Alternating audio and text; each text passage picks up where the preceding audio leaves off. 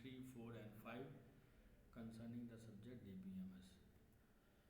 So what is the main topic here? Main topic is transaction concepts, transaction state, concurrent execution, serializability, recoverability, implementation of isolation, transaction of definition in SQL, and testing of serializability. So what is transaction concept? A transaction is a unit of program execution that accesses and possibly updates various data items. A transaction must see a consistent database. That consistent database means after updation it should be consistent state, and before updation also it should be in a consistent state. During transaction execution, the database may be temporarily inconsistent. It means that during the transaction it may be inconsistent, but after the transaction happens it must be consistent. When the transaction completes successfully is committed, the database must be in a consistent state. After a transaction commits, the changes it has made to the database persist even if there are system failures. Multiple transactions can execute in parallel. Two main issues to deal with failures of various kinds such as hardware failure and system failures or crashes, concurrent execution and multiple transactions. Now I am going to discuss a very much important property, that is ACID property. A transaction is a unit of program execution that accesses and possibly updates various data items. To preserve the integrity of data, the database system must ensure. First one is ACID, means A for atomicity, C for consistency, I for isolation and D for durability. Now I am going to explain each one of it in detail. Atomicity means either all operations of the transactions are properly reflected in the database or none. That means either a transaction is complete or it may not be completed at all. Consistency, execution of a transaction in isolation preserves the consistency of the database. Third one is isolation. Although multiple transactions may execute concurrently, each transaction must be unaware of other concurrently executing transactions. Intermediate transactions results must be hidden from other concurrently executed transactions. That is, for every pair of transactions Ti and Tj, it appears to Ti that either Tj finished execution before Ti started or Tj started execution after Ti is finished. That means there are two transactions Ti and Tj, but these two transactions should be in an independent state. Durability, after transaction completes successfully, the changes it has made to the database persist even if there are system failures. Like examples of fund transfer, transaction to transfer $50 from account A to B. Read A is the data item, A equal to A minus 50. Write A means transaction is being committed to the database. Read B is reading the database and B's account $50 is being credited. So B equal to B plus B, write B. Atomicity requirement, if the transaction fails after step 3 and before step 6, the system should ensure that updates are not reflected in the database. Next one is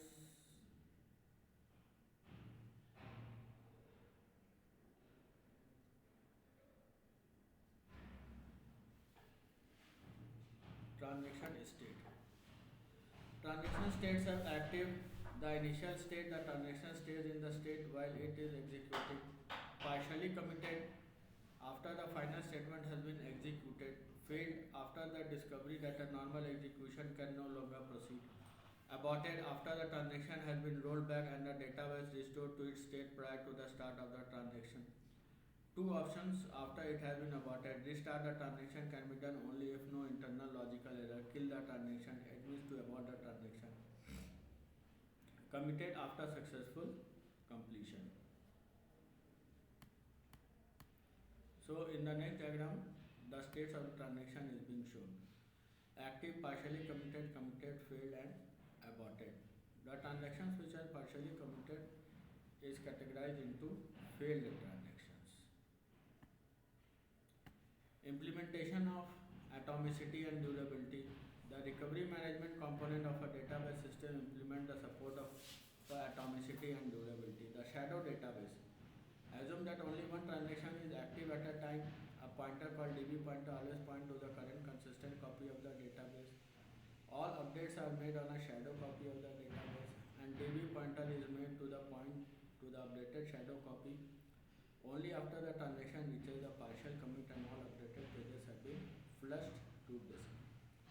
In case transaction fails, old consistent copy pointed to by the DB pointer can be used and the shadow copy can be deleted. This is a scheme of recovery when the transaction is failed. Implementation of atomicity and durability. The shadow database scheme, so you are seeing the figure. Assume this do not fail, useful for text editors but extremely inefficient for large databases. Does not handle concurrent transactions. Now we will have the new topic, concurrent executions of the transactions. Multiple transactions are allowed to run concurrently in the system. What are the advantages? Increased processor and disk utilization leading to better transaction throughput. One transaction can be using the CPU while another is reading from relating to the disk. Reduced average response time. For transactions, short transactions need not wait behind long ones. Concurrency control schemes, mechanisms to achieve isolation, that is to control the interaction among the concurrent transactions in order to prevent them from destroying the consistency of the database.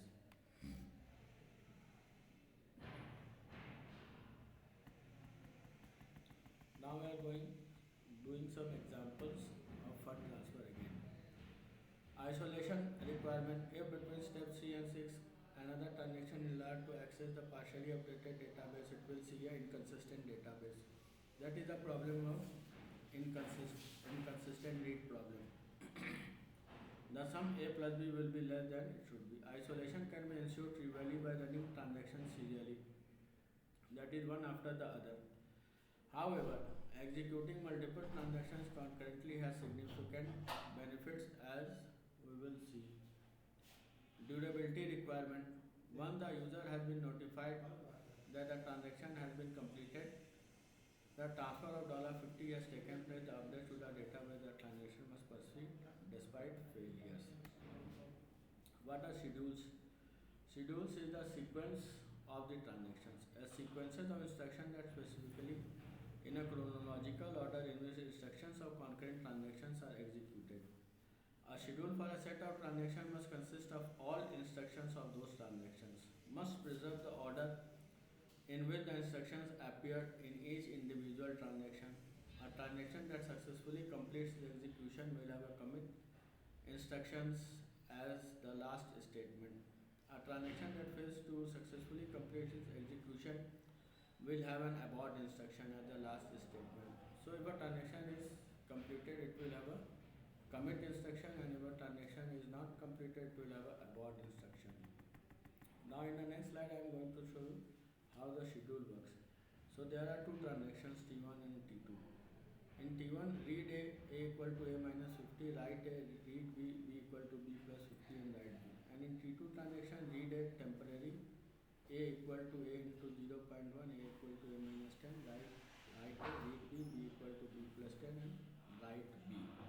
So these are the two transactions in a serial order. Now schedule B, we have reversed the order and it becomes the schedule B. Now if the transaction happens in this way, read A equal to A minus 50, write A, read A temp equal to A into 0.1, A equal to A minus temp and write A, read B equal to B plus B, write B, read B equal to B plus 10. So let T1 and T2 be the transaction defined previously. The following schedule is not a serial schedule. It is not a serial schedule because T1 is in incomplete state and T2 has been started before T1 is being completed fully. Now schedule 4, we have reversed the order and it becomes the schedule 4. And now we are going to discuss serializability. Basic assumptions. Each transaction preserves database consistency. The serial execution of a set of transactions preserves database consistency. A possibly concurrent schedule is serializable if it is equivalent to a serial schedule. Different forms of schedule equivalence gives rise to the notions of conflict serializability and view serializability. There are two types of serializability: conflict and view. We ignore operation other than read and write instruction as we assume that transaction will perform arbitrary computation on data in local buffers in between reads and writes. Our simplified schedule consists of only read and write instructions. Conflicting instructions. When instructions conflict with each other, that is known as conflicting instructions. So here we are given two examples, two instructions, IJ and II and IJ, or transaction TI and TJ. One transactions can include many instructions.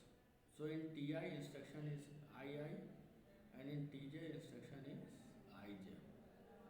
Therefore, when a conflict occurs, how it occurs, how conflict occurs? Conflict if and only if there exists some item Q accessed by both II and IJ at the least one of these instructions load Q. So when those instructions are reading II and IJ at the same time, okay, then conflict will occur. Conflict serializability: if a schedule S can be transformed into a schedule S dash by a series of swaps, a non-conflicting instruction, we say that S and S dash are conflict equivalent. We say that a schedule S is conflict serializable if it is conflict equivalent to the serial schedule. Conflict serializability. Now you are seeing the slides of how there is a conflict in serializability. Schedule 3 can be transformed into Schedule 6, a serial schedule where T2 follows T1 by series of swaps of non-conflicting instructions. Therefore, Schedule 3 is conflict serializable. So T1 we have a read and write operation, in T2 we have a read and write operation. Okay, and before T1 is completed, T2 begins to read, and in next Schedule 6, T1 has completely ended, then T2 begins. Now we are moving to the next slide. Conflict serializability. So here we see that T3 is reading the data item Q and T4 is writing the data item Q, and then T3 is writing the data item Q. We are unable to solve instruction in our schedule to obtain either a serial schedule T3 T4 or serial schedule T4 and T3. Now we are moving on to the view serializability. Let S and S dash be two schedules with the same set of transactions. S and S dash are view equivalent if the following three conditions are met for each data item Q. If transaction Ti reads the initial value of Q in schedule S, then transaction Ti must in schedule S dash also read the initial value of Q. For each data item Q, if transaction Ti is equals read Q in schedule S and that value was produced by transaction Tj, then transaction Ti must be in schedule S dash. Also read the value of Q that was produced by the transaction Tj. For each data item Q, the transaction, if any, that performs the final write Q operation in schedule S must perform the final write operation in schedule S dash also. Now this is view serializability. A schedule S is view serializable. It is view equivalent to a serial schedule. Every conflict serializable schedule is also a view serializable. Below is a schedule which is view serializable but not conflict serializable, like T3, T4 and T6. We will see that T3 reading of Q data item, and in between T4 is writing the Q data item, and in T6 the operation is performed at last. What serial schedule is our equivalent to? Every view serializable schedule that is not conflict serializable has blind writes. Other notions of serializability. The schedule below produces some outcomes as the serial schedule T1 and T5, yet is not equivalent, not conflict equivalent or view equivalent to T1 and T5.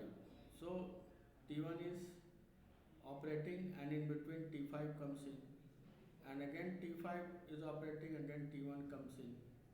Okay, determining such equivalence requires analysis of operation other than read or write. Now, how we can test the serializable schedule? Consider some schedule of set of transactions T1, T2, Tn. So there are set of n transactions.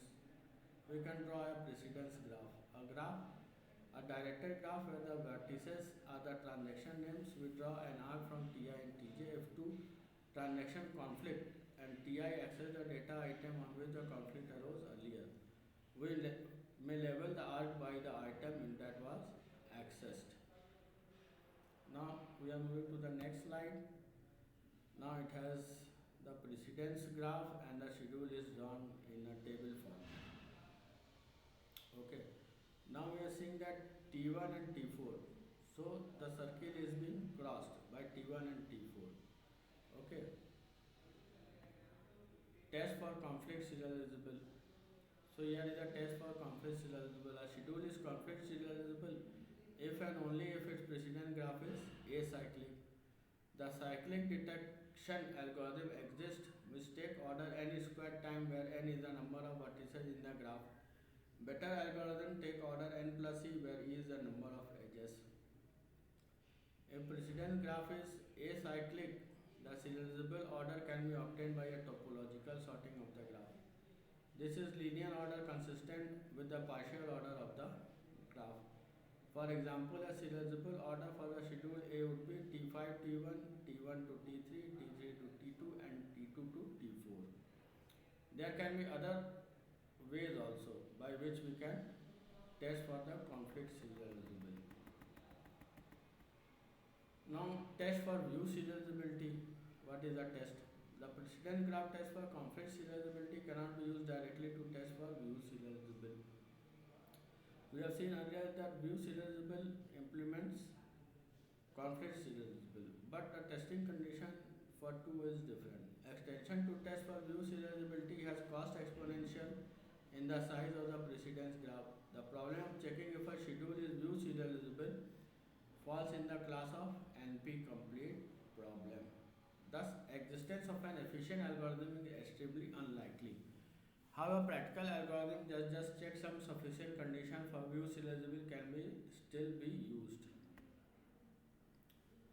Need to address the effect of transaction failures on concurrently running transactions. When transaction fails in a concurrent running transactions, so how we can address those problems? Recoverable schedule. If a transaction Tj reads a data item previously written by transaction Ti, then the commit operation of Ti appear before the commit operation of Tj. The following schedule 11 is not recoverable if T9 commits immediately after the read. Here we are seeing that T8 is reading the data item A and writing then, and T9 is reading the data item after. If T8 should abort, T9 would have read and possibly shown the user an inconsistent database, and the database will ensure that schedules are recoverable. So if T8 is aborted and T9 has just read the transaction, then it can ensure that there is an inconsistent state in the database, but that inconsistent state can be recoverable. Cascading rollbacks. What are cascading rollbacks? A single transaction failure leads to a series of transaction rollbacks. Consider the following schedule where none of the transaction has yet committed, so the schedule is recoverable. Read A, read B, write A. T10 has processes all instructions. Now T11 and then T12. If T10 fails, T11 and 12 will also be rollback because the data item A on transaction T11 depends on the value that has been updated by the T10, and T12 is dependent on T11. After T11 is completed, T12 runs on. So if T11 fails, then T12 will also fail, and if T10 fails, then T11 and T12 will also fail.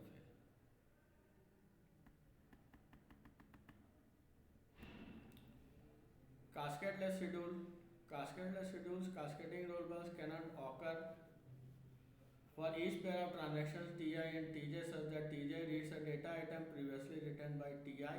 The commit operation of Ti appears before the read operation of Tj. Every cascade-less schedule is also recoverable.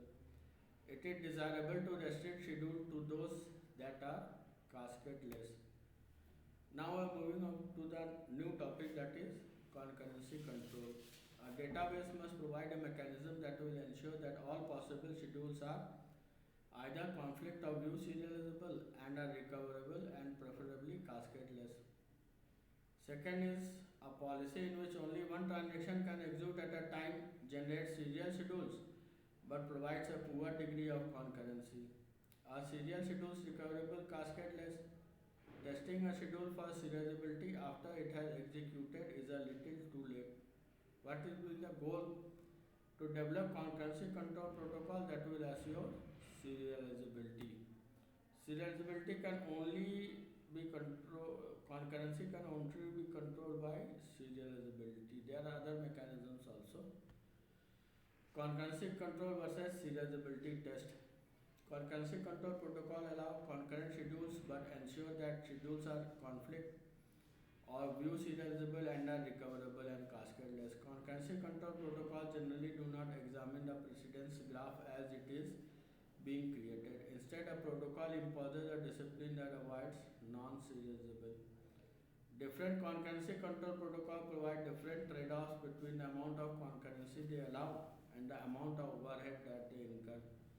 Tests for serializability help us understand why a concurrency control protocol is correct. Now we are moving to the next point, that is weak level of consistency, where there is a weak level of consistency. Some applications are willing to live with weak level of consistency allowing schedules that are not serializable. So if a transactions are not serializable, then there is a weak level of consistency. Example, a read-only transaction that wants to get an approximate total balance of all accounts. Next example is database statistics computed for query optimization can be approximate. Such transaction needs to be serializable with respect to other transaction. Trade-off accuracy for performance. Levels of consistency in SQL. First one is serializable, then one repeatable, next is read committed, and then is read uncommitted. Lower degree of consistency useful for gathering approximate information about the database.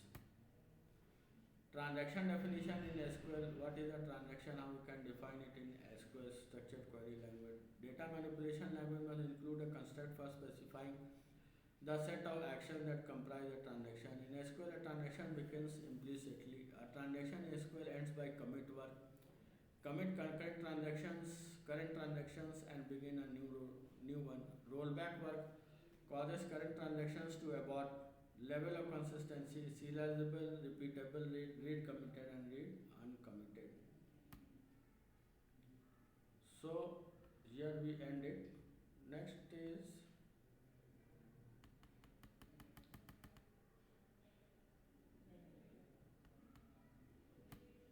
implementation of isolation. Schedule must be conflict of view serializable and recoverable.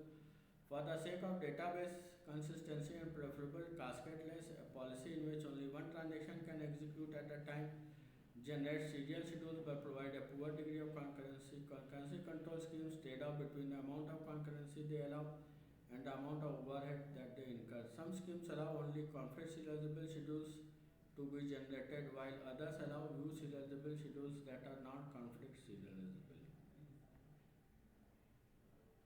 So these are the figures. So we have completed the transactions. What are transactions? What are concurrent transactions? What are the problems related to concurrent transactions? And how concurrent transactions can be avoided or controlled. Okay. So thank you.